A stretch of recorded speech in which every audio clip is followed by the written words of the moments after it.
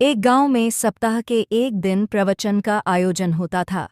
इसकी व्यवस्था गांव के कुछ प्रबुद्ध लोगों ने करवाई थी ताकि भोले भाले ग्रामीणों को धर्म का कुछ ज्ञान हो सके।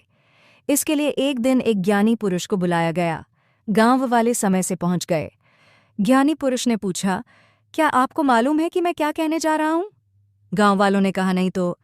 ज्ञानी पुरुष गुस्से में भरकर बोले, जब आपको पता ही नहीं कि मैं क्या कहने जा रहा हूं तो फिर क्या कहूं? वह नाराज होकर चले गए। गांव के सरपंच उनके पास दौड़े हुए पहुंचे और क्षमा याचना करके कहा कि गांव के लोग तो अनपढ़ हैं, वे क्या जाने कि क्या बोलना है। किसी तरह उन्होंने ज्ञानी पुरुष को फिर आने के लिए मना लिया। अगले दिन आकर उन्होंने फिर वही सवाल किया, क्या आपको पता है कि मैं क्या कहने जा रहा हूं? इस बार गांव वाले सतर्क थे। उन्होंने छूटते ही कहा, हाँ, हमें पता है कि आप क्या कहेंगे।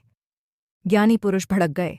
उन्होंने कहा, जब आपको पता ही है कि मैं क्या कहने वाला हूं, तो इसका अर्थ हुआ कि आप सब मुझसे ज्यादा ज्ञानी हैं। फिर मेरी क्या आवश्यकता है? यह कहकर वह चल पड़े। गांव वाले दुविधा में पड़ गए कि आखिर उस सज्जन से किस तरह पेश आएं, क्या कहें। उन्हें फिर समझा बुझाकर लाया गया। इस बार जब उन्होंने वही सवाल किया तो गांव वाले उठकर जाने लगे। ज्ञानी पुरुष ने क्रोध में कहा, अरे, मैं कुछ कहने आया हूं तो आप लोग जा रहे हैं।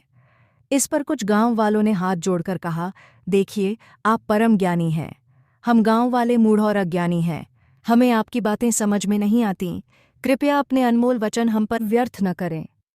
ज्ञानी पुरुष अकेले खड़े रह गए। उनका घमंड चूर चूर हो गया।